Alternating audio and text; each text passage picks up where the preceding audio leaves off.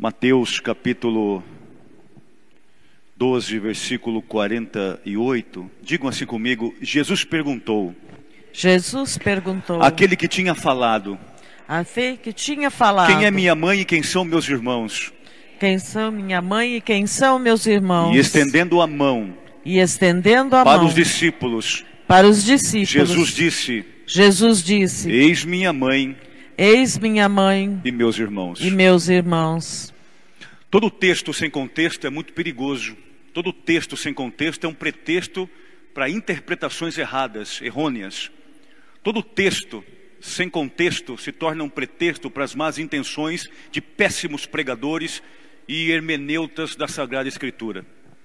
Este evangelho, por exemplo, é usado de vez em quando por pessoas muito mal intencionadas para colocar uma rusga entre Jesus e Maria, entre o filho e a mãe, entre a serva e o filho de Deus.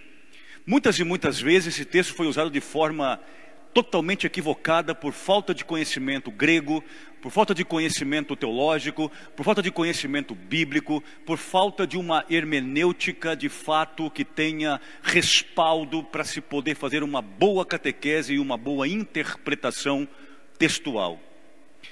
Num primeiro momento, a impressão que se dá nesse texto é de que Jesus foi bastante rude com Nossa Senhora, dizendo: quem é minha mãe? Como se ele nem sequer a conhecesse. A primeira impressão que nós temos nesse texto, sem um contexto, é justamente de que a impressão é de que ele estava, de uma certa forma, até pejorativa, dizendo que a mãe dele era, entre aspas, uma qualquer.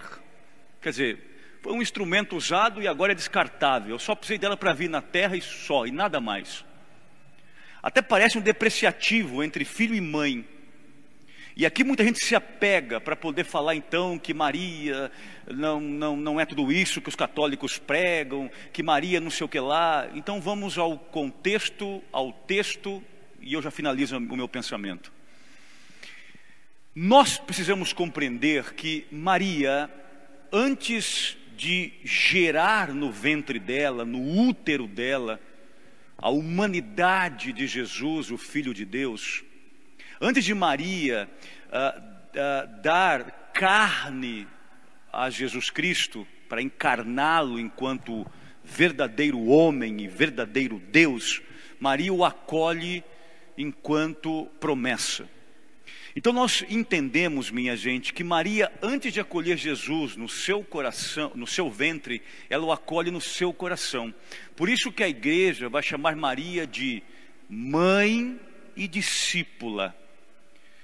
Maria não é só a mãe de Jesus, Maria também é a discípula, porque ela também precisava da salvação, como todos nós. Por que Maria é uma mulher que não tem pecado? Porque Maria não poderia dar à luz, sendo pecadora, àquele que é o todo imaculado, aquele que não tem nenhum pecado.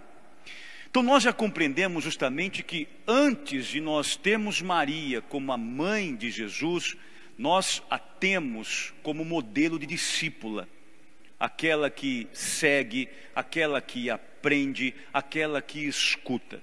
Muito bem. A mãe de Jesus, ela é o modelo por excelência entre todas as criaturas humanas, entre todos os seres humanos. Ela é o nosso grande modelo para que nós, assim como ela, possamos vivenciar a vontade de Deus na nossa vida. Nós nunca falamos de Maria sem pensarmos em Deus. Nós nunca falamos de Maria sem pensarmos em Jesus. Nós nunca falamos de Maria sem pensar no Espírito Santo. Nós nunca falamos de Maria sem pensar aquela mulher que levou até as últimas consequências, o desejo e a vontade de Deus na vida dela. Ninguém nesta terra, eu digo ninguém, ninguém mesmo, exceto Cristo, exceto Jesus, viveu a vontade de Deus, os sonhos de Deus, o desejo de Deus, como Nossa Senhora. Nossa Senhora não é importante para nós simplesmente porque ela gerou Jesus Cristo.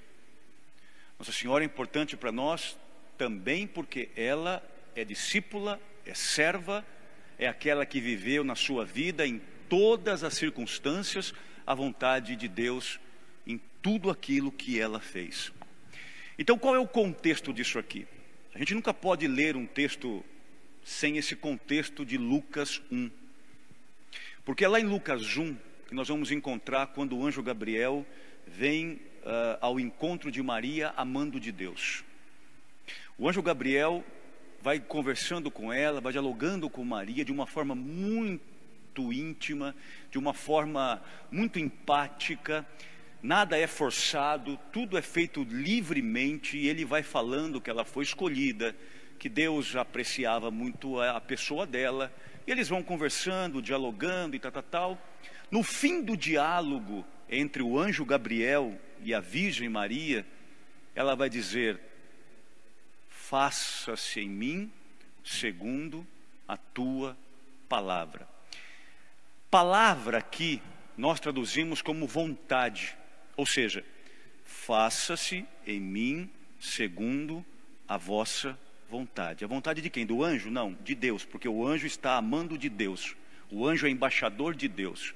Portanto, Maria está dizendo: olha, seu anjo, se esta é a vontade que Deus tem para a minha vida, que eu seja mãe do filho dele, eu nem sei o que é isso na verdade ainda, eu aceito.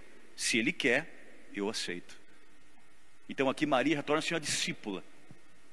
E depois ela vai gerar e ser a mãe de Jesus, a mãe de Deus. É importante, minha gente, que se a gente olhar para esse texto, sem esse contexto, Jesus perguntou àquele que tinha falado: quem é minha mãe e quem são meus irmãos? É uma coisa estranha. E estendendo a mão para os discípulos, Jesus disse: eis a minha mãe e os meus irmãos. Aqui, ele está querendo dizer para mim e para você: para ser minha família, para ser da minha família, você não precisa ter o meu sangue, o meu DNA. Para ser da minha família, você tem que fazer a vontade do meu Pai. E a Maria aqui, ela é usada como referência. Na verdade, o convite que Jesus está nos fazendo é que nós sejamos famílias de Deus. E para ser família de Deus tem que ter a postura e a atitude de Maria, aquela que em tudo fez a vontade do Pai. Portanto, é preciso que nós sejamos acolhedores da vontade de Deus e ao mesmo tempo possamos gerar por onde nós passamos a sua palavra. Por isso que para nós católicos, Maria não é qualquer uma, não é qualquer instrumento, não é um instrumento usado e depois jogado fora como se fosse a ampola de uma injeção, não. Nossa Senhora tem uma missão muito importante no cristianismo, e sobretudo no cristianismo católico, porque nós católicos entendemos que Maria é importantíssima para que nós possamos olhar para ela e termos uma referência em cumprir a vontade do Pai. Se nós quisermos sermos da família de Deus, é preciso ser, como a mãe de Jesus, acolhedores e ao mesmo tempo aqueles que geram a sua palavra. Gerar a palavra de Cristo ou gerar a palavra de Deus não é outra coisa senão ser seu discípulo. Por isso Maria é máter, mas também é discípula, mãe e discípula. Santa Teresinha tem uma expressão muito bonita, e ela era devotíssima de Nossa Senhora. Santa Teresinha do Menino Jesus dizia: antes de Maria ser venerada, ela quer ser imitada. Então primeiro eu imito Maria vivendo a vontade de Deus e consequentemente eu a venero como mãe de Deus, mãe da igreja, minha e sua mãe. A ela uma salva de palmas.